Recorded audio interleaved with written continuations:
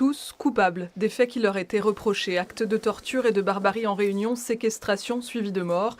L'aîné des frères Boone, désigné comme le leader, le seul à ne pas reconnaître les faits, est condamné à la peine la plus lourde, 30 ans de réclusion criminelle. L'avocat général avait demandé la perpétuité à son encontre. On s'attendait effectivement à ce que la peine soit importante. On a combattu, on avait, avec les éléments que nous avions, dans un dossier qui est quand même assez particulier, puisque finalement les preuves ne reposent que sur les déclarations des uns et des autres. Voilà, c'était un tout, et malheureusement, ça pouvait effectivement aller en la faveur de M. Narine Boone, comme ça pouvait effectivement venir en tout cas à sa défaveur.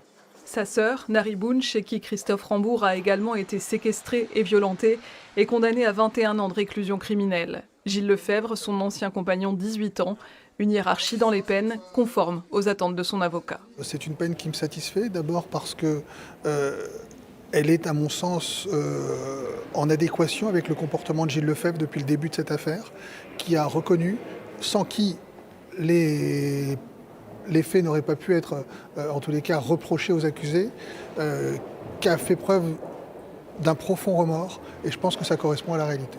Les parents de Christophe Rambourg ont assisté à chacune des 12 journées d'audience, mais ils repartent de ce procès sans les réponses qu'ils espéraient.